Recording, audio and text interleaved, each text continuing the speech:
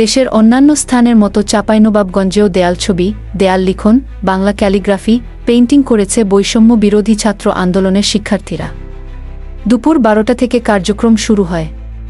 নবাবগঞ্জ সরকারি কলেজ মাঠে তারা আলোচনার পর শহরের বিভিন্ন শিক্ষা প্রতিষ্ঠানে ছড়িয়ে পড়ে।